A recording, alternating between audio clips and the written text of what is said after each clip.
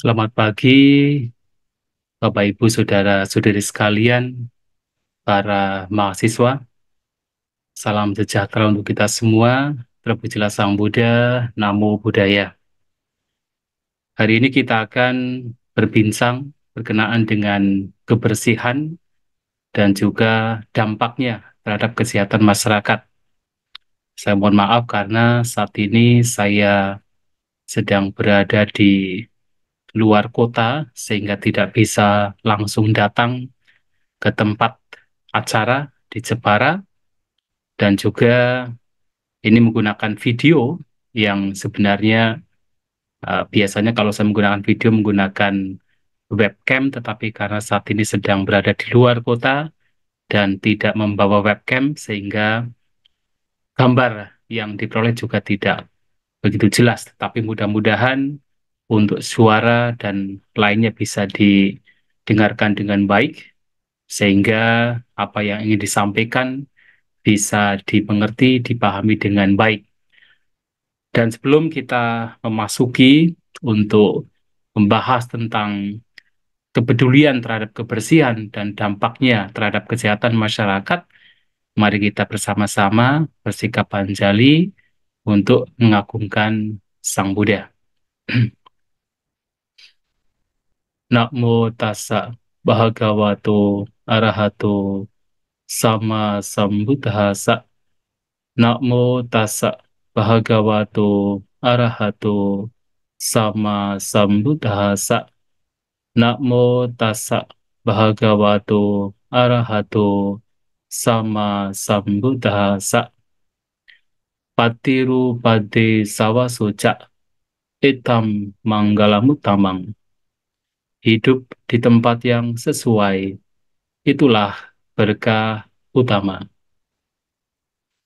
Ya baik, Bapak Ibu, saudara-saudari sekalian, kalau kita bicara tentang kebersihan dan juga dampaknya terhadap kesehatan bagi kita semua, tentu kita paham bahwasanya dalam agama Buddha, Sang Buddha telah banyak menyampaikan di banyak khotbah beliau, di banyak kesempatan mengenai pentingnya kebersihan dan juga pentingnya kesehatan. Di banyak khotbah beliau, ya sebelum kita berbicara tentang pentingnya kebersihan, ya saya akan mengawali dengan berbicara tentang pentingnya kesehatan. Yang mana di banyak khotbah beliau, Sang Buddha banyak membincangkan, banyak membahas tentang pentingnya kesehatan. Baik kesehatan secara fisik maupun kesehatan secara batiniah. Yang mana keduanya sebenarnya saling memengaruhi.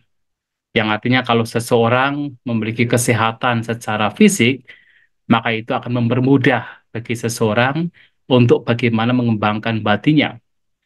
Dan juga dengan seseorang memiliki kesehatan secara batiniah, maka itu pun juga sangat mempengaruhi seseorang untuk mendapatkan kesehatan secara fisik.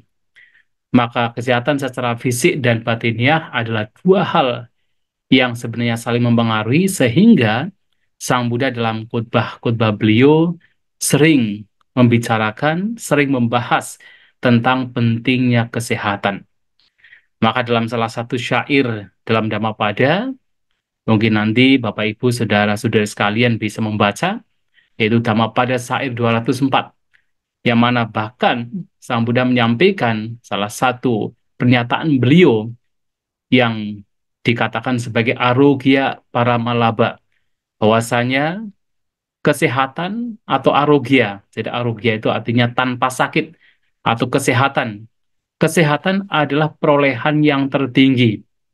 Nah, di sini dengan jelas beliau menyampaikan bahwa kita dalam kehidupan kita memang akan baik dan sangat baik apabila memperoleh kesehatan, bahkan kesehatan secara fisik. Maka dikatakan arogya parama laba, bahwa kesehatan adalah perolehan yang tertinggi.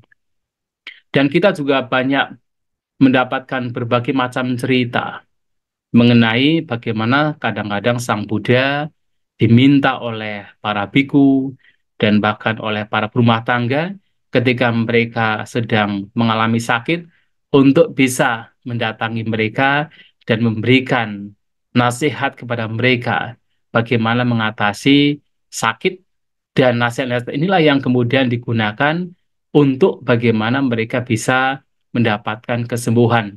Maka salah satu kasus misalnya ketika Bante Mahakasapa dan juga Bante Mahamoggallana.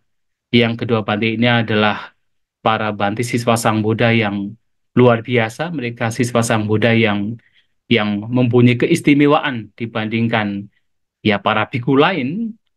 Ketika mereka sakit, Sang Buddha mendatangi mereka dan memberikan nasihat kepada mereka.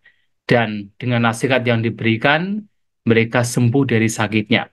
Yang sekarang kita bisa mendapatkan nasihat Sang Buddha tercakup di dalam Bujangga Parita. Jadi dalam buku Parita Biru nanti bisa dibaca. Nah, di sana Sang Buddha memberikan nasihat berkenaan dengan Satta Bujangga, 7 faktor pencerahan, yang mana ketika Bante Mahamoggallana di satu kesempatan dan di kesempatan lain Bante Mahakasapa mendengarkan pentingnya seseorang mengembangkan Satta Bujangga, 7 faktor pencerahan dari Sang Buddha pada waktu itu yang mereka sedang sakit, mendapatkan sakit fisik yang parah sekali, mereka sembuh dari sakitnya. Dan itu juga dilakukan Sang Buddha kepada beberapa perumah tangga. Ketika mereka sakit, Sang Buddha mendatangi mereka. Dan atau kadang-kadang rumah tangga itu mendatangi Sang Buddha untuk mendapatkan nasihat berkenaan dengan bagaimana bisa mengatasi sakit yang sedang dideritanya.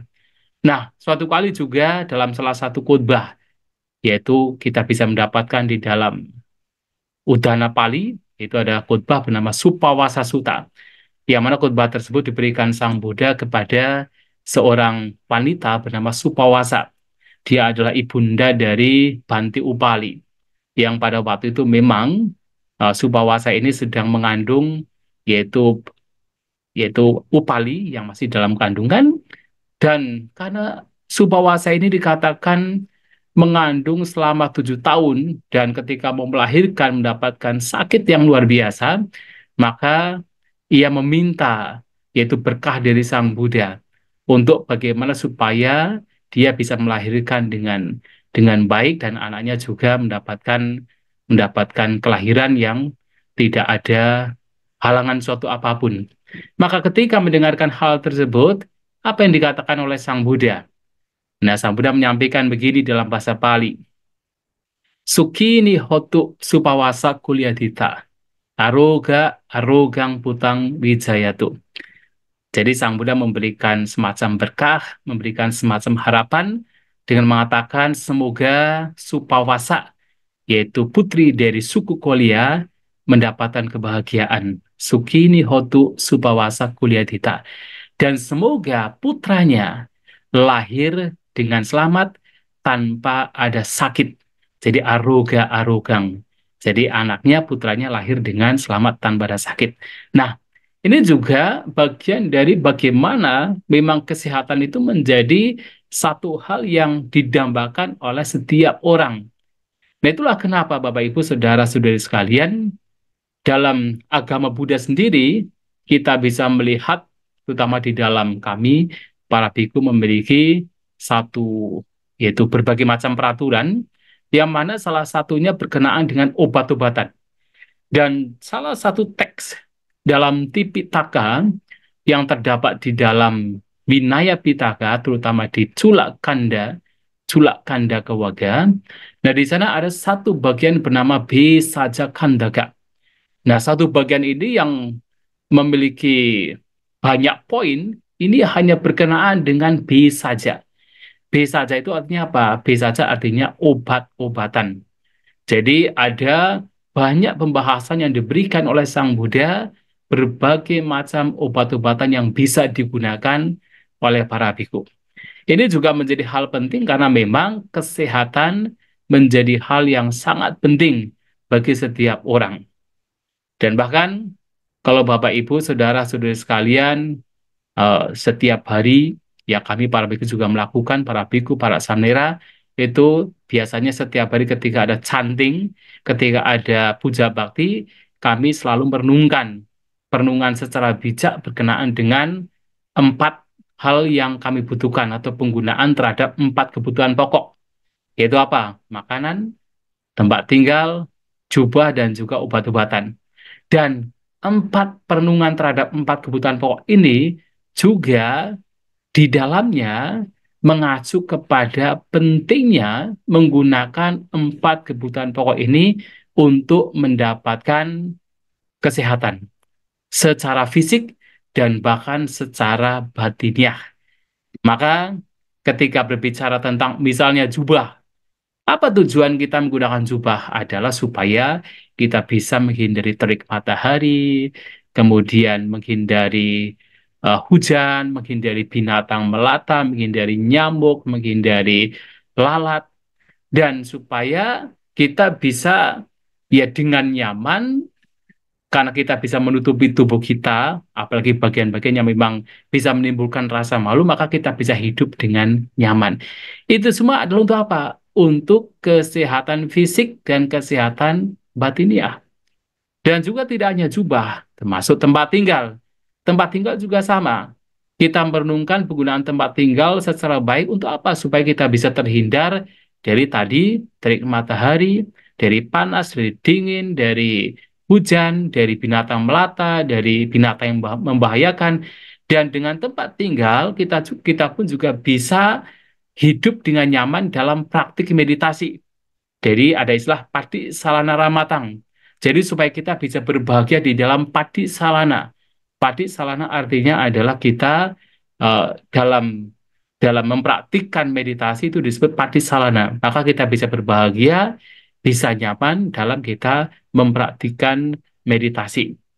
Nah, itulah bahwasanya kita mendapatkan tempat tinggal pun juga dengan tujuan supaya kita bisa hidup dengan nyaman, badan kita sehat, jasmani kita sehat, dan juga kita bisa sehat secara batiniah. Apalagi perenungan terhadap makanan, perenungan terhadap obat-obatan, dua kebutuhan lainnya juga adalah supaya kita mendapatkan kesehatan secara fisik. Dan juga ini akan memengaruhi bagi kesehatan secara batiniah. Maka Bapak Ibu Saudara-saudari sekalian, kesehatan secara batiniah, secara fisik itu menjadi sangat penting untuk kita bisa memperolehnya. Dan mengapa tadi saya sampaikan bahwasanya kesehatan secara fisik juga memengaruhi kesehatan secara spiritual. Karena apa? Ini disampaikan oleh Sang Buddha di dalam salah satu khotbah namanya Bodhi Raja Kumarasuta. Khotbah yang diberikan Sang Buddha kepada seorang pangeran bernama Bodhi Raja. Belum menyampaikan ketika ditanya, apakah semua orang, para siswa Sang Buddha yang mempraktikkan ajaran Sang Buddha bisa mendapatkan goal atau mendapatkan tujuan tertinggi? Sang Buddha menyampaikan bahwasanya ada 5 hal yang harus dimiliki oleh para siswa beliau agar ketika memiliki 5 hal ini tujuan tertinggi bisa diperoleh. Yang ternyata salah satu poin dari 5 hal ini selain ada yaitu keyakinan, ada kebijaksanaan, ada semangat. Salah satu poinnya adalah seseorang memiliki kesehatan fisik. Nah, kesehatan fisik ini akan memengaruhi, akan membantu bagi seseorang di dalam praktik dhamma itu sendiri. Maka Bapak Ibu, saudara-saudara sekalian, kalau kita berbicara kesehatan fisik dalam ajaran Buddha itu sangat penting untuk kita peroleh. Dan kalau tadi berkenaan dengan 4 perenungan tentang makanan, menggunakan jubah atau kalau Bapak Ibu menggunakan pakaian, menggunakan tempat tinggal, dan juga obat-obatan, di dalamnya adalah bertujuan untuk mempertahankan tubuh, untuk mempertahankan fisik, untuk menjadi sehat. Ketika Sang Buddha bahkan menyampaikan salah satu manfaat dari seseorang harus bermeditasi jalan. Nah, salah satu manfaat dari orang bermeditasi jalan adalah agar ia menjadi sehat. Jadi ada 5 manfaat seseorang mempraktikkan cangkamana, mempraktikkan meditasi jalan, yang salah satunya adalah Appabada, supaya ia menjadi sehat. Jadi apa abada? Apa adalah sedikit, abada adalah sakit, sedikit sakit. Dengan kata lain menjadi sehat. Nah, itulah ternyata kesehatan fisik itu penting sekali. Oleh Sang Buddha, walaupun beliau sangat menekankan seseorang untuk mendapatkan kesehatan secara batiniah, tetapi ternyata kesehatan fisik ini menjadi satu hal yang juga sangat ditekankan oleh ajaran Buddha. Dan tentunya tidak hanya pada zaman dahulu, tidak hanya di dalam ajaran Buddha, sekarang pun kita semua tahu. Sekarang pun kita kita pun juga setiap orang, setiap manusia, bahkan setiap makhluk ingin supaya tidak mendapatkan sakit. Sehingga kalau kita melihat seseorang bisa saja menghabiskan banyak uang, menghabiskan hartanya agar dia bisa hidup dengan sehat. Apalagi ketika seseorang sakit-sakitan, bahkan dia sudah tidak peduli lagi dengan harta kekayaannya. Yang terpenting, walaupun hartanya itu habis, hartanya itu berkurang, asal dia bisa sehat, dia akan melakukannya. Itulah karena setiap orang ingin hidup bahagia, setiap orang tidak ingin menderita. Dan ini adalah naluri, ini adalah keinginan bagi setiap makhluk, setiap orang. Maka dalam salah satu kesempatan, dalam Dhammapada, Sang Buddha juga menyampaikan begini, Sabe tasanti dandasa, sabe jiwitang piang. Jadi semua makhluk pada dasarnya gemetar dengan hukuman. Dengan kata lain, semua makhluk tidak ingin menderita. Sabe sang jiwitang piang, semua makhluk mencintai hidupnya. Kalau orang mencintai hidupnya, tentunya orang demikian juga tidak mau menderita juga, tidak mau dia mendapatkan sakit. Dan itulah kenapa. Karena semua makhluk tidak ingin menderita, semua makhluk inginnya sehat, inginnya bahagia, maka Sang Buddha juga menyampaikan agar kita tidak melakukan hal-hal yang buruk, yang sifatnya adalah melukai, apalagi membunuh makhluk lain. Karena semua orang ingin hidup sehat. Nah, oleh sebab itu, kesehatan secara fisik yang nanti akan memengaruhi kesehatan secara batiniah itu sangat penting untuk diperoleh. Bahkan Sang Buddha dalam banyak kesempatan menyampaikan pentingnya kesehatan secara fisik maupun kesehatan secara batiniah. Dan tentunya Bapak Ibu, saudara-saudari sekalian sekarang setuju bahwasanya kita semua ingin hidup sehat. Nah, sekarang pertanyaannya adalah bagaimana supaya kita hidup sehat? Nah, Bapak Ibu, saudara-saudari sekalian, salah satu cara agar kita bisa hidup sehat tidak lain adalah kita harus menjaga kebersihan. Menjaga kebersihan baik secara fisik kita, jasmani kita, kebersihan lingkungan di sekitar kita, rumah kita, dan juga kebersihan di lingkungan di mana kita hidup.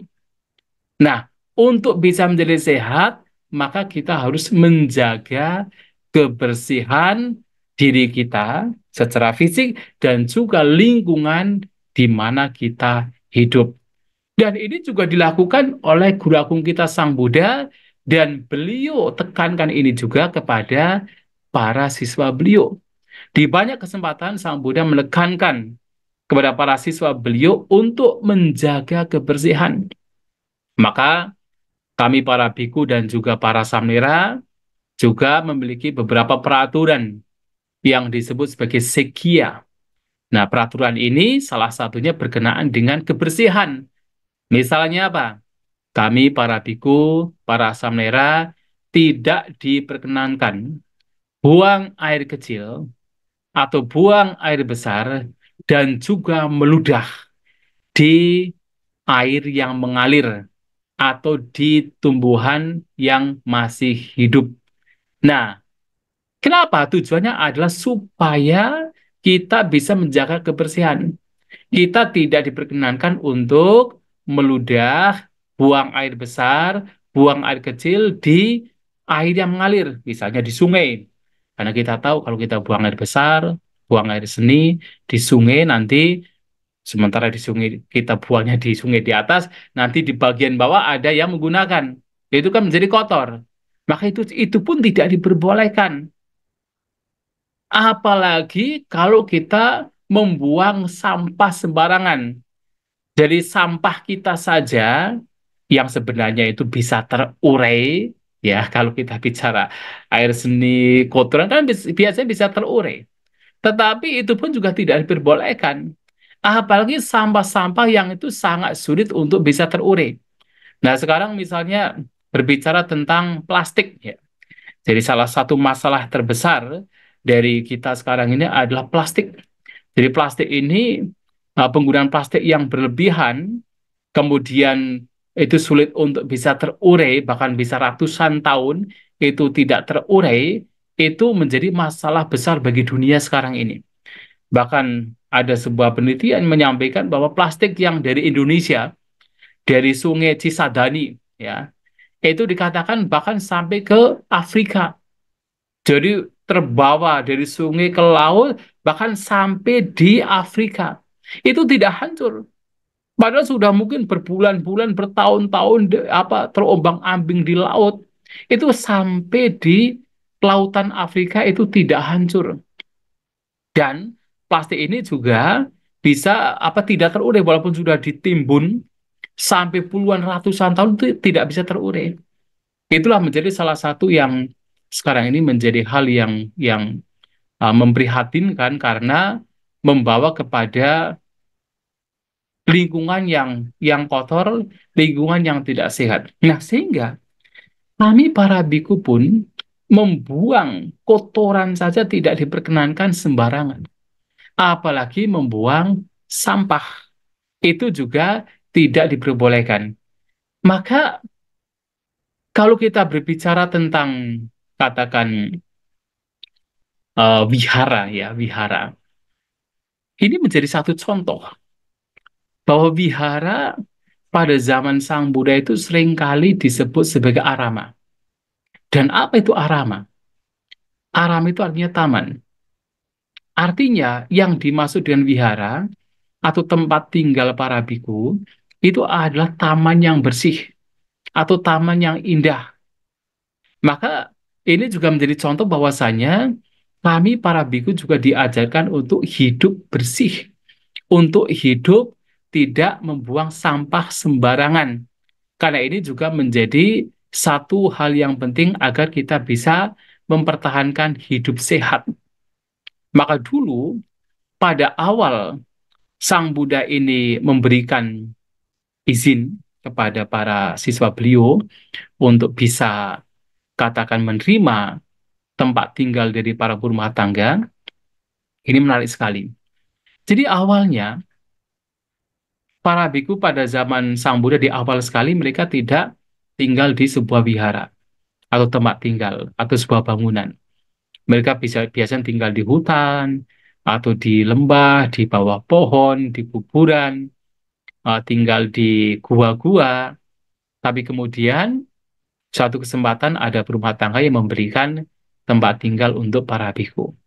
Tapi pada waktu itu tempat tinggal para biku juga masih sangat sederhana. Satu kesempatan tempat tinggal para biku tidak tidak memiliki pintu. Nah, sehingga apa? Ketika tidak ada pintu, maka banyak binatang yang sebenarnya liar, binatang yang sebenarnya berbahaya itu masuk ke kuti tersebut, ke wihara tersebut, atau masuk ke tempat tinggal para biku. Dan itu membahayakan. Maka Sang Buddha kemudian memberikan izin agar kuti atau tempat tinggal para biku bisa diberi pintu. Tapi kemudian pintunya tidak bisa ditutup. Nah, akhirnya ya binatang-binatang itu masih bisa masuk. Maka Sang Buddha memberikan izin untuk bisa memberikan semacam palang. Tapi kemudian ketika ada palangnya, pintu tidak bisa dibuka. Maka Sang Buddha memberikan izin agar bisa memberikan kunci.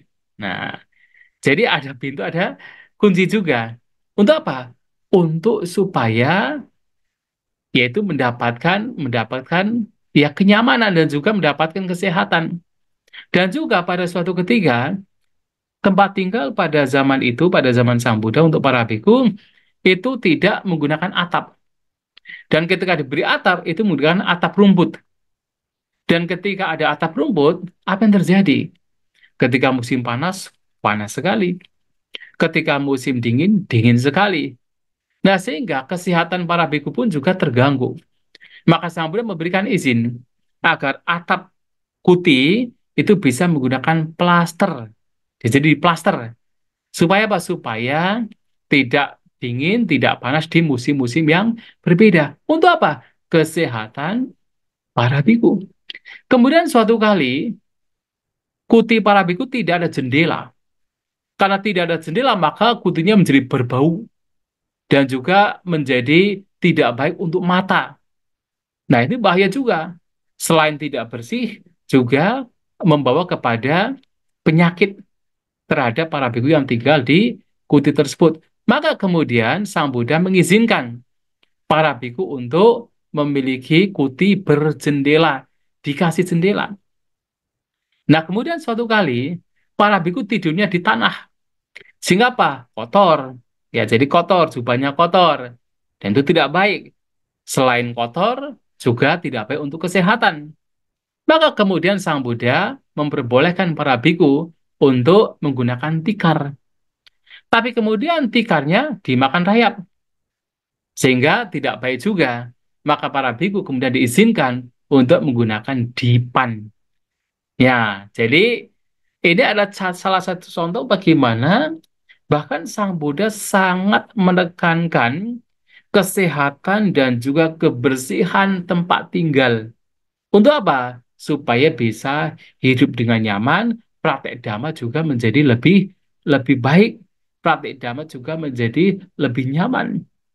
Dan suatu kali dulu pada zaman Sang Buddha juga tidak ada toilet. Jadi kalau kita bisa bicara toilet itu tidak hanya zaman zaman zaman sekarang. Pada zaman Sang Buddha juga ada toilet. Maka ketika tidak ada toilet, para bhikkhu itu sulit untuk bisa membuang air besar, air seni, maka kemudian Sang Buddha memberikan peraturan izin kepada para bhikkhu untuk bisa memiliki toilet. Ini juga untuk apa? Untuk kebersihan dan juga untuk kesehatan. Jadi hidup bersih membawa kepada kesehatan. Dan tidak hanya demikian. Suatu kali ketika para bhikkhu masuk ke toilet, kemudian keluar dari toilet, airnya masih di ember.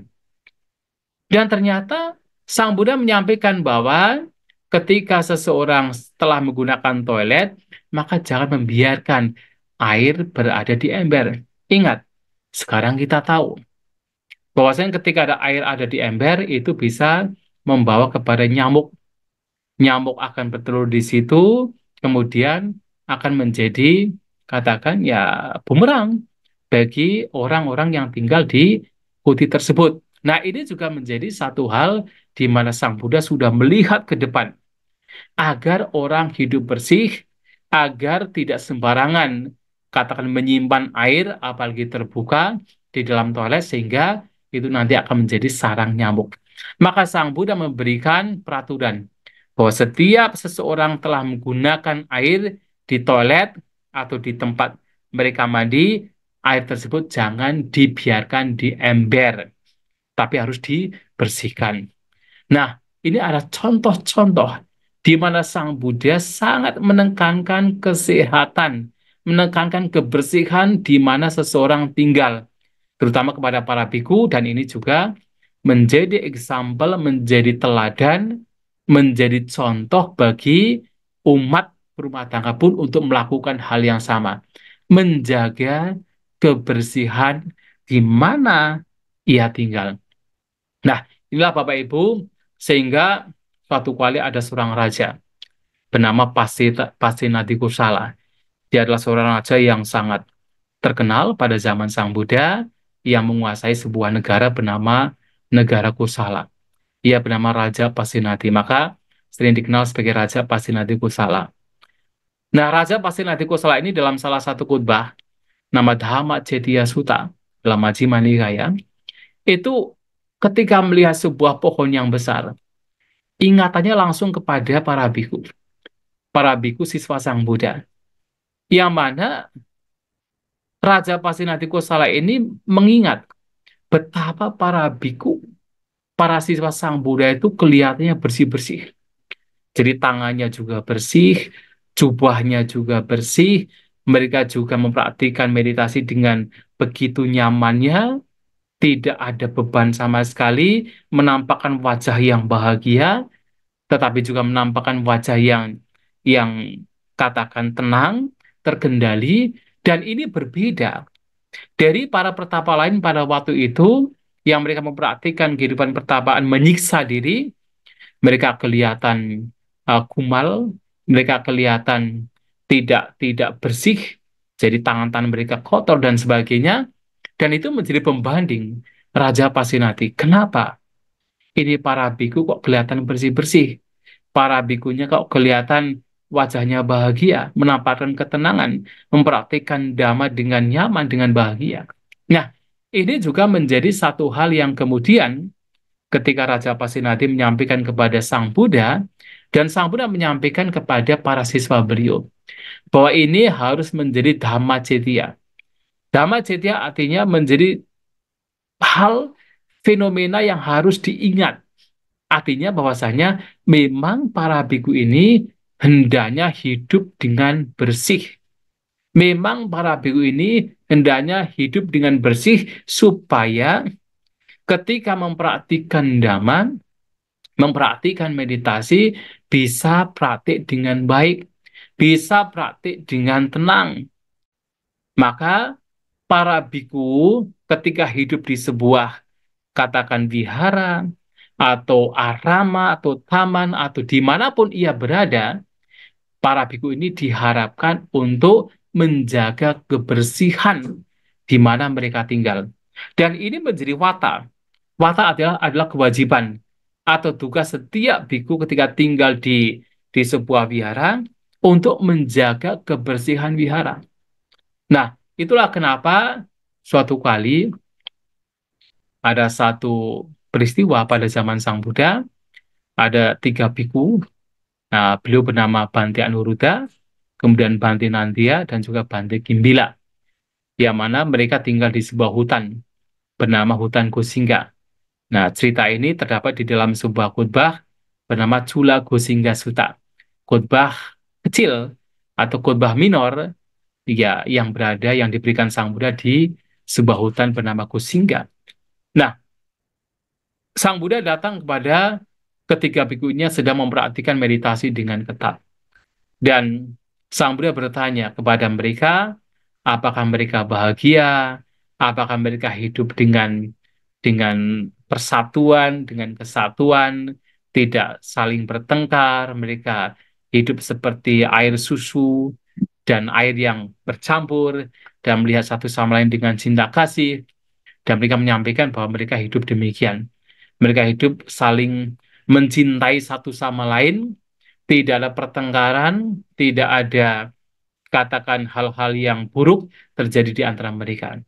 Lantas Sang Buddha bertanya, bagaimana kalian semua hidup tanpa pertengkaran, bersatu, seperti air dan susu yang tercampur, melihat satu sama lain dengan wajah atau dengan mata yang penuh dengan kasih sayang, maka mereka menceritakan.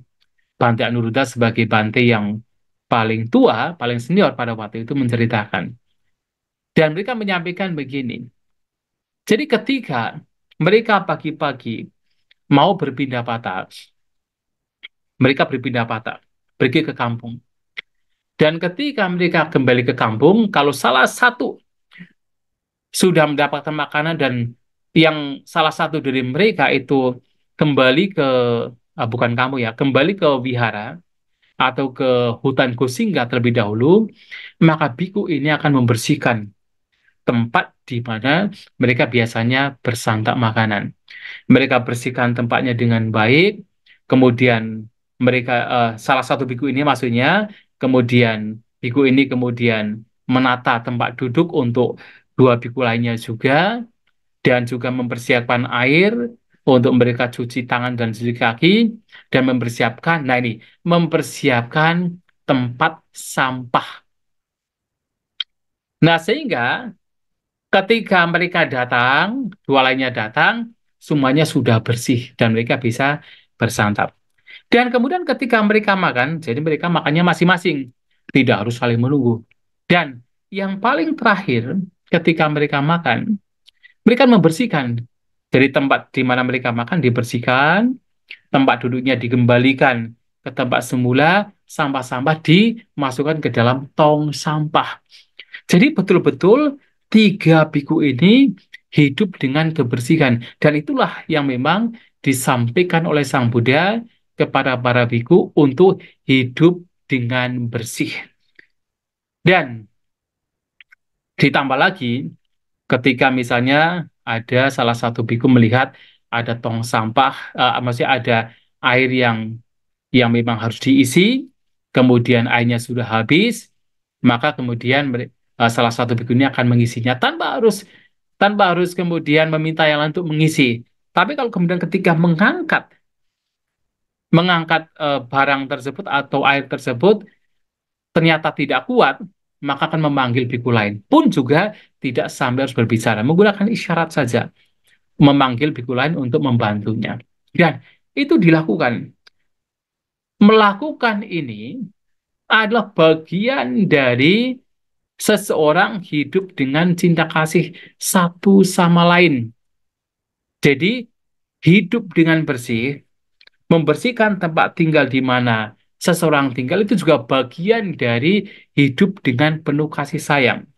Dan saya ingat pada saat ketika saya berada di Sri Lanka, saya tinggal di sebuah hutan, yang mana di hutan tersebut, ya memang kami juga punya tugas dan kewajiban. Setiap pagi, jadi kita memang makan cuma sekali, maka setiap pagi sebelum pindah patah kita akan masing-masing akan membersihkan putih dan juga membersihkan yaitu jalan-jalan dan juga pelataran di mana kami tinggal masing-masing biku dan juga samanera.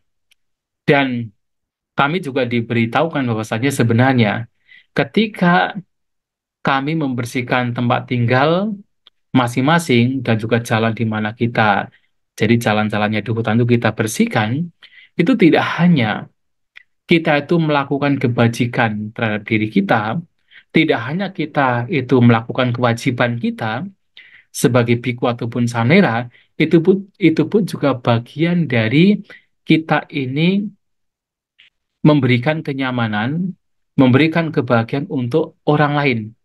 Mengapa? Ketika kita membersihkan tempat tinggal kita, membersihkan jalan di mana para biku lain juga katakan eh, berjalan di situ, maka mereka pun juga melihat kuti kita bersih, mereka menjadi bahagia. Ketika mereka berjalan di jalan yang kita bersihkan, mereka berjalan dengan nyaman, mereka berjalan dengan melihat jalannya itu bersih, mereka menjadi bahagia. Itu juga memberikan kebahagiaan bagi orang lain. Itu juga kebajikan yang berlebih.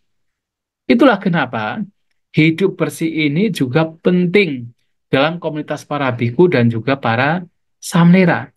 Dan ini menjadi contoh bagi perumah tangga siapapun untuk melakukan hal yang sama. Nah, dengan kita melakukan kata menjaga kebersihan di mana kita tinggal, kita menjadi bahagia, yang lain pun juga menjadi bahagia ketika melihat tempat tinggal kita bersih, jalan-jalan yang kita lalui dan yang mereka lalui kita bersihkan, nah mereka pun juga menjadi bahagia. Dan ingat Bapak Ibu Saudara-saudari sekalian, sebenarnya lingkungan di mana kita hidup itu seperti tubuh kita. Kalau salah satu tubuh kita itu sakit, seluruh tubuh kita menjadi sakit. Kita sakit gigi, misalnya, hanya satu bagian, tapi kita menjadi sakit semuanya. Pikiran kita sakit, seluruh tubuh kita menjadi sakit, kita menjadi capek, menjadi lemas. Nah, demikian pula alam. Alam di mana kita tinggal itu seperti tubuh kita. Kalau salah satu bagian dari alam di mana kita tinggal itu menjadi sakit, sampah, katakan eh, di mana saja tidak dikelola dengan baik, maka kita pun juga menjadi sakit. Nah, sekarang kita bisa melihat kita sedang menghadapi polusi udara. Polusi udara ini yang menyebabkan itu siapa? Ya manusia. Manusia menyebabkan polusi udara. Dan siapa yang terkena dampaknya? Ya manusia itu sendiri. Atau misalnya kita yang tadi saya sampaikan berkenaan dengan sampah. Yang membuat sampah ini berserakan, membuat sampah ini katakan berlebihan, itu siapa? Ya manusia. Ketika kemudian sampah yang berserakan menimbulkan banyak penyakit, siapa yang mendapatkan sakit? Ya manusia itu sendiri. Maka kalau kita tidak menjaga alam kita dengan baik, menjaga alam kita dengan bersih, maka yang kena dampaknya siapa? Ya kita sendiri. Oleh sebab itu, menjaga kebersihan lingkungan itu menjadi satu hal yang sangat penting yang harus kita lakukan. Oleh sebab itu, Bapak Ibu, saudara-saudara sekalian, kita harus menjaga lingkungan kita. Kita bisa memulai dari diri kita sendiri. Artinya, kita bisa memulai dengan menjaga tubuh kita. Dengan cara kita, ya, mandi dengan teratur sebagai contohnya. Mandi dengan teratur, kemudian makan dengan teratur. Coba kita lihat, ya para Samera Tasilani, para mahasiswa tahu, ya guru kita di Damati Parama, Bante Kanti Daro Mahatera, wah beliau berumur panjang sekali, sudah 92 tahun. Kenapa beliau bisa berumur sangat panjang? Kalau kita perhatikan, Bante Kanti Daro ini adalah orang yang paling disiplin, paling disiplin. Artinya apa? Beliau disiplin di dalam beristirahat. Beliau sangat disiplin di dalam makan, sangat disiplin. Dan beliau juga sangat disiplin untuk berjemur diri. Dan karena kedisiplinan beliau, maka beliau menjadi sehat, umurnya menjadi panjang. Dan itu menjadi satu contoh bagi kita. Agar kita bisa hidup sehat, salah satu hal yang harus kita lakukan adalah kita harus menjadi disiplin. Ya, salah satunya kita harus mandi dengan baik. Kita tidak buang sampah sembarangan. Artinya kalau kita punya sampah ya kita harus membuangnya di tempat-tempat yang memang diperuntukkan untuk membuang sampah supaya apa? Supaya kita bisa katakan lingkungan di mana kita hidup itu menjadi bersih. Jadi kalau tadi saya sampaikan tidak hanya sekarang bahkan pada zaman Sang Buddha pun juga itu sampah sudah dibuang dengan dengan baik, dibuang di tempat yang memang telah ditentukan. Itu menjadi salah satu tempat yang salah satu hal yang ditekankan oleh Sang Buddha. Dan itu menjadi satu hal yang juga menjadi hal yang baik untuk kita semua, untuk mencontohnya, agar kita tidak membuang sampah sembarangan. Kita harus mempunyai kehidupan yang disiplin, disiplin dengan diri kita sendiri, disiplin dengan kita tidak membuang sampah sembarangan. Dan kalau kita perhatikan, salah satu hal yang membuat kita katakan tidak tidak berlebihan di dalam pembuangan sampah. Ini menjadi hal yang penting juga untuk kita sampaikan di sini adalah Sang Buddha juga sangat menekankan kehidupan santuti atau kehidupan yang puas. Salah satu yang menyebabkan dunia ini banyak sekali sampah dan berlebihan adalah tabiat atau habit manusia pada zaman sekarang yang katakan habitnya hedonis atau konsumerisme atau suka menggunakan banyak hal, tetapi kemudian baru sebentar rusak sedikit buang. Baru kemudian Tidak sudah tidak update lagi, baru setahun itu buang. Jadi suka membuang hal-hal yang sebenarnya masih bisa digunakan. Sehingga karena suka membuang benda atau hal yang masih bisa digunakan, itu juga menjadikan salah satu penyebab seseorang untuk terus mengkonsumsi dan membuang sampah dan sampahnya menjadi berlebihan. Maka Sang Buddha menyampaikan kepada kita untuk hidup santuti, untuk hidup apa puas, dan itu harus apa dari diri kita sendiri. Beberapa hari yang lalu, mungkin Bapak Ibu di media sosial pernah melihat ada seseorang yang dia adalah seorang yang suka meneliti tentang padi bernama Pak Surono. Dia terkenal sekali. Dia telah meneliti, telah katakan bahkan membuat bibit-bibit padi baru. Dan ia mengatakan, kalau kita suka membuang nasi, nah ini, satu butir saja. Kalau kita membuang nasi satu butir, itu artinya kita membuang nasi, membuang beras satu butir. Nah, satu butir beras, kalau dikumpulkan menjadi 50.000 beras, itu adalah sama dengan 1 kilo. Nah, kalau orang Indonesia, seluruh orang Indonesia, setiap makan membuang satu butir beras atau satu butir nasi, maka dalam satu makan sudah ada 4 ton beras terbuang.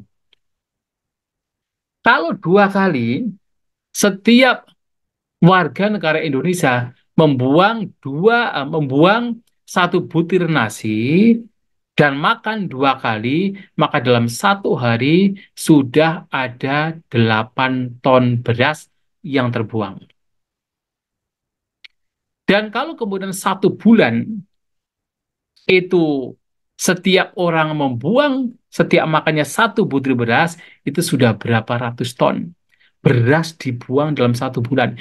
Itu baru satu butir. Apalagi kalau yang dibuang sampai 10 butir, sampai 20 butir, sampai 30 butir beras. Bayangkan, kita telah membuang banyak sekali nasi, banyak sekali beras, ratusan, bahkan ribuan ton dalam 1 bulan. Yang sebenarnya kalau kita bisa gunakan untuk orang lain, itu akan lebih berguna, lebih bermanfaat. Jadi kalau sekali lagi kalau satu butir beras dalam setiap makan kita buang, seluruh warga negara Indonesia juga membuang satu butir beras dalam setiap makan, artinya 4 ton beras itu telah terbuang dalam satu kali makan. Jadi kalau 4 ton beras dalam satu kali makan sudah bisa digunakan untuk berapa orang untuk bisa digunakan untuk makan. Kalau dalam 2 kali makan itu 8 ton. Kalau setiap warga negara Indonesia makan makan 3 kali dan setiap makan satu butir beras dibuang, maka sudah 12 ton terbuang dalam satu hari. Nah, ini baru beras. Belum lagi sampah-sampah yang sebenarnya masih kita bisa gunakan, yang masih kita bisa mendaur ulang. Bayangkan kalau kemudian kita suka membuang sembarangan, tidak berguna, kita hidup dalam konsumerisme, dalam kehidupan hedonis, suka bersenang-senang, dan kita suka membuang sampah sembarangan, selain kita telah menyia-nyiakan benda yang memang seharusnya masih bisa digunakan, itu akan membuat kekotoran bagi lingkungan di mana kita hidup, dan dampaknya adalah kita mendapatkan berbagai macam penyakit. Maka kita harus mulai dari diri kita sendiri untuk bagaimana kita tidak suka membuang hal yang satu masih bisa kita gunakan. Dan kalaupun kita harus membuang hal yang memang harus kita buang karena itu adalah sampah, maka buanglah di tempat yang sesuai. Tidak sembarangan. Dan kalau kemudian sampah tersebut masih bisa digunakan, masih bisa didaur ulang, cobalah untuk mendaur ulang sampah tersebut yang mungkin malah bisa menjadi nilai ekonomis. Kalau misalnya Bapak Ibu menggunakan hal-hal yang sudah dibuang masih bisa digunakan dengan baik. Ya seperti kalau sampah-sampah yang sifatnya adalah organik, ada nasi, ada sayur dan sebagainya, ini bisa digunakan atau daun-daunan bisa digunakan untuk membuat pupuk atau plastik bisa dikumpulkan didaur ulang. Atau sekarang banyak sekali hal-hal yang sepertinya sudah tidak terpakai, yang sudah terbuang itu bisa digunakan dengan baik untuk hiasan dan sebagainya. Nah, itu harus dipikirkan. Bahkan suatu kali Bante Ananda itu mendapatkan yaitu persembahan jubah dari seorang raja, 500 jubah. Kemudian sebenarnya dari permaisuri raja. Tapi kemudian rajanya ini mengkritik, loh ini Bante Ananda kok bisa mendapatkan persembahan jubah sampai 500? Untuk apa? Memang mau jualan jubah. Tapi kemudian Bante Anda menyampaikan, 500 jubah ini akan diberikan kepada para biku yang memang jubahnya sudah harus diganti. Lantas jubah lamanya untuk apa? Nah, jubah lamanya bisa digunakan untuk apa? Untuk yaitu tempat di mana mereka tidur. Jadi spray ya, digunakan untuk spray. Nanti spray yang mereka spray yang lama mereka untuk apa? Itu bisa digunakan untuk korden. Lantas kordennya lama bisa digunakan untuk apa? Bisa digunakan untuk yaitu mengganti keset. Lantas kaset yang lama untuk apa? Itu bisa dipotong-potong kemudian untuk bisa menjadi bahan pewarna. Maka ini juga menjadi satu contoh bahwa Bante Ananda, siswa Sang Buddha ini tidak akan sembarang membuang hal yang sepertinya tidak berguna. Selama itu masih bisa digunakan, itu masih harus digunakan, tidak dibuang sembarangan. Ini juga bagian dari hidup bersih. Hidup bersih dan membawa kepada kenyamanan batin. Kenapa? Orang demikian itu tidak akan katakan sembarangan hidup untuk bersenang-senang, untuk katakan bergonta-ganti terhadap apa yang dimiliki, tetapi hidup sederhana. Dan itu membawa kepada katakan memengaruhi batin orang tersebut. Dan oleh sebab itu, Bapak Ibu Saudara-saudara sekalian, maka kita semua diharapkan untuk yang pertama memiliki kesadaran penting. Ya, jadi memiliki kesadaran tentang pentingnya kebersihan. Maka kalau kita sudah tahu bahwa kebersihan ini menjadi penting bagi kita semua, maka kita harus mempunyai planning, mempunyai perencanaan untuk bisa hidup bersih. Bagaimana kita harus mempunyai ya tempat sampah yang sesuai. Kemudian kalau sampah-sampah yang bisa digunakan untuk dijadikan pupuk, kita bisa katakan mempunyai tempat untuk bisa membuat sampah yang tidak berguna menjadi pupuk dan sebagainya. Harus ada planning, perencanaan. Kemudian harus disiplin. Kalaupun kita punya perencanaan, kalau tidak disiplin, ya artinya kadang-kadang buang sampah di tempat sampah, kadang-kadang dibuang sembarangan, ya itu juga menjadi hal yang tidak baik. Maka kita harus yaitu punya kesadaran terhadap kebersihan lingkungan, kita harus punya perencanaan yang baik untuk hidup bersih, dan kita harus disiplin dengan apa yang telah kita rencanakan. Dan juga kita juga harus agar kita tidak katakan terseret oleh kehidupan yang sifatnya hedonis, sifatnya konsumerisme, yang ini hanya membawa sampah berlebihan, maka kita harus hidup sesuai dengan kebutuhan kita. Kita harus hidup sederhana. Sederhana artinya bukan kita tidak boleh punya ini dan itu, tetapi lebih kepada kita hidup sesuai dengan kebutuhan kita. Apa yang kita butuhkan, tentu kita kita berusaha untuk mendapatkan, tetapi jangan kemudian kita berlebihan yang sebenarnya kita tidak butuh, tapi kita mencoba untuk mencari. Nah, itu adalah hidup sederhana. Dan ini disampaikan oleh Sang Buddha dalam Dhammapada Syair 49, bahwasanya hiduplah seperti lebah. Nah, lebah ini akan mengambil madu, di bunga tanpa harus menghancurkan bau dan juga bunga itu sendiri. Madu diambil, tetapi bau dan juga bunga itu sendiri itu tidak dihancurkan. Nah, itu artinya apa? Kita hidup di dunia, kita mendapatkan makanan dari dunia, kita mendapatkan oksigen dari dunia, dari alam, kita bisa survive, bisa bertahan karena alam, tapi kita berusaha untuk tidak menghancurkan alam. Nah, salah satu cara untuk tidak menghancurkan alam adalah kita harus hidup bersih. Kita harus menjaga alam di mana kita tinggal. Kita mendapatkan dari alam tetapi tidak menghancurkan alam. Nah, ini juga yang disampaikan oleh Sang Buddha. Oleh sebab itu, tidak hanya kita hidup bersih untuk diri kita sendiri, rumah kita sendiri menjadi bersih, tapi kita juga harus menjaga lingkungan sekitar kita di mana kita hidup.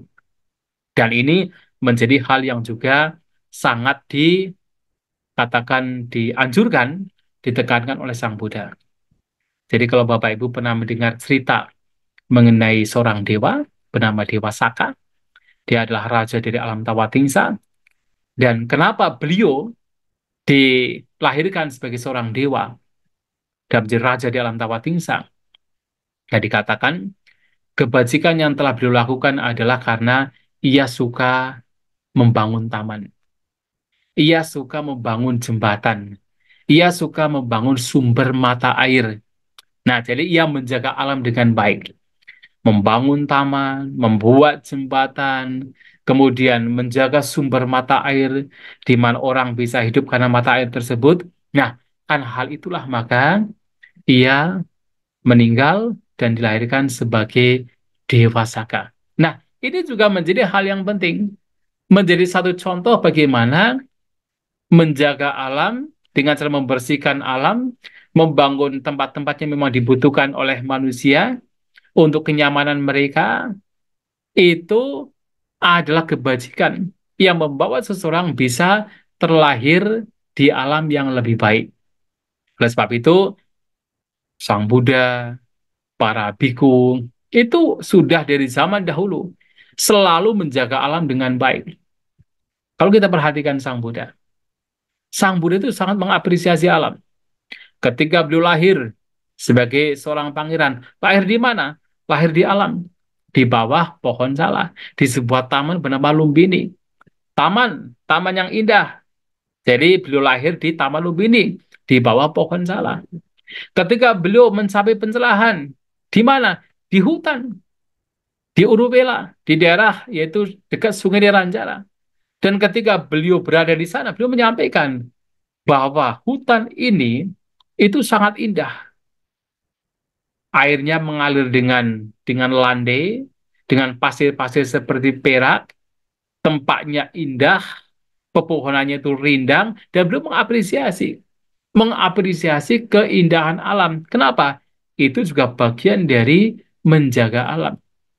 Dan ketika beliau mencapai pencerahan dan setelah mencapai pencerahan, di mana beliau banyak tinggal, beliau juga banyak tinggal di alam. Itu apa? Di hutan. Kalaupun kemudian tinggal di wihara adalah arama atau taman.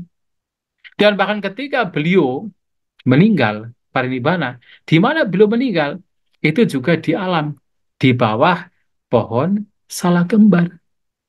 Maka Sang Buddha ini sangat mencintai alam. Sang Buddha ini sangat mengapresiasi alam. Dan itu juga ditularkan kepada para siswa beliau.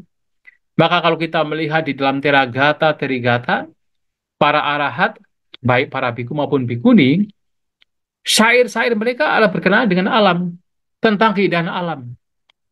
Yang mana dengan mereka hidup di alam, mendapatkan, katakan, Ya, kebahagiaan di alam yang terbuka, mereka mencapai kesucian.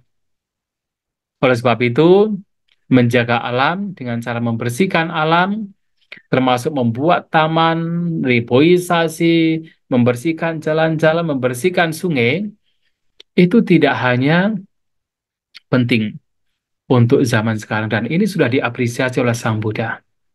Maka sebenarnya, sekali lagi, menjaga alam, membersihkan alam adalah salah satu hal yang memang sangat ditekankan oleh guru agung kita Sang Buddha. Oleh sebab itu kita harus menjaga alam dengan baik, harus hidup dengan kebersihan. Dan dampak dari menjaga kebersihan alam itu dua, yaitu kesehatan secara fisik dan kesehatan secara batiniah. Secara fisik jelas, kita hidup di alam yang bersih, maka udara menjadi bersih, tidak ada polusi, sama-sama juga tidak berserakan, tidak mengundang nyamuk, lalat, atau virus, bakteri. Kita hidup di tempat yang bersih, dan itu adalah membawa kepada kesehatan secara fisik. Dan itu sendiri, ingat, bagian dari berkah utama. Maka tadi di depan saya menyampaikan, Patiru Pade Sawasuca, bahwa hidup di tempat yang sesuai, etam manggalam utamang, adalah berkah utama. Hidup di tempat yang sesuai adalah salah satunya. Hidup di tempat di mana kita menjadi sehat di sana. Tempatnya bersih, alamnya terjaga, kita sehat di sana secara fisik, itu adalah juga berkah utama. Dan juga dengan membersihkan alam, kita menjaga alam, kita harus care, harus perhatian terhadap kebersihan alam, dampaknya juga memberikan kesehatan secara batiniah. Mengapa? Yang pertama, sebenarnya ketika seseorang hidup bersih atau tidak bersih, itu adalah manifestasi dari pikiran orang tersebut. Kalau orangnya bermalas-malasan, pikirannya itu dikuasai oleh kemalasan, apa yang terjadi? Ya dia tidak bisa, ia tidak kemudian peduli dengan lingkungan sekitar. Mau tempat tidurnya itu kotor, mau tempat tinggal di mana dia tinggal itu banyak sampah berserakan, ia tidak peduli. Kenapa? Kemalasan. Kalau seseorang memiliki keserakahan yang berlebihan, itu juga mengundang banyak apa sampah. Ya tadi, kehidupan hedonis, kehidupan konsumerisme. Kalau orang hanya apa mengambil, mengambil dan mengambil, itu juga menimbulkan banyak sampah. Maka sebenarnya orang hidup di tempat yang kotor itu juga karena apa? Pikiran.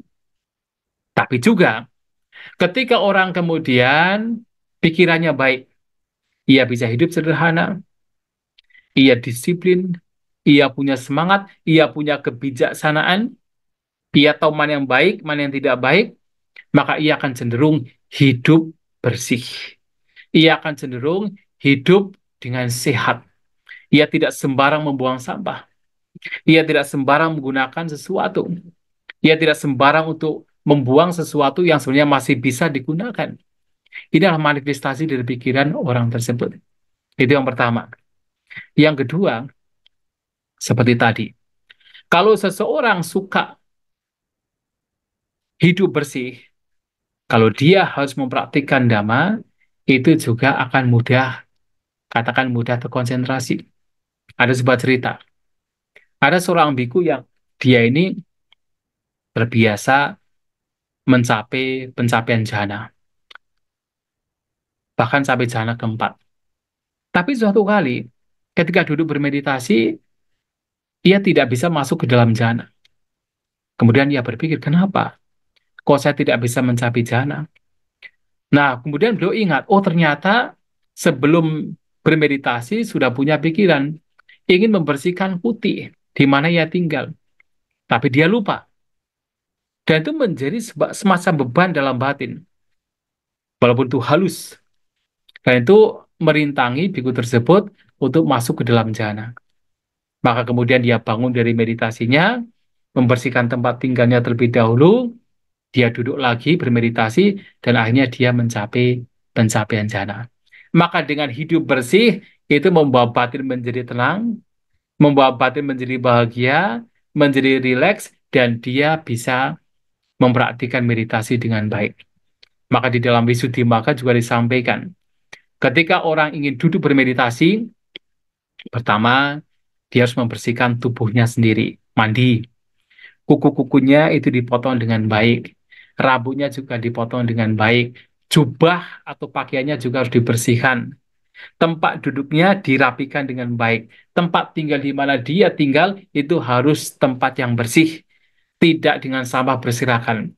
Maka kemudian ketika dia duduk dengan bahagia, dengan nyaman, dengan rasa aman, maka dia bisa duduk meditasi dengan baik. Dan ini disampaikan di dalam Wisuddhimagga, salah satu teks kuno yang itu menjadi panduan bagi seseorang untuk bermeditasi. Oleh sebab itu, hidup bersih, Bapak Ibu Saudara Saudari sekalian, memiliki dampak kesehatan, baik kesehatan secara fisik maupun kesehatan secara batiniah. Nah, sehingga ini menjadi hal yang penting untuk kita lakukan. Oleh sebab itu, mari sekali lagi, hiduplah bersih. Membersihkan tempat di mana kita tinggal, membersihkan diri kita, membersihkan lingkungan sekitar kita, itu adalah kebajikan bagi kita, dan juga itu membawa manfaat bagi kehidupan kita, bagi diri kita. Kita menjadi sehat secara fisik, dan juga sehat secara batiniah. Dan tidak hanya memberikan manfaat bagi kita, juga memberikan manfaat bagi orang lain di sekitar di mana kita tinggal. Kita membersihkan tempat tinggal kita, membersihkan lingkungan di mana kita tinggal, orang lain pun juga bisa menikmati apa yang kita lakukan, sehingga kebajikan kita pun juga semakin bertambah. Itulah yang ingin saya sampaikan pada kesempatan siang hari ini. Semoga Bapak Ibu, saudara-saudari sekalian, para mahasiswa mendapatkan kebahagiaan dan tetaplah bersemangat untuk hidup dengan kebersihan. Karena semua itu adalah untuk diri kita sendiri, agar kita menjadi sehat secara jasmani maupun secara batiniah. Semoga kita semua berbahagia. Sapi sata bawantu sukitata. Semoga semua makhluk berbahagia.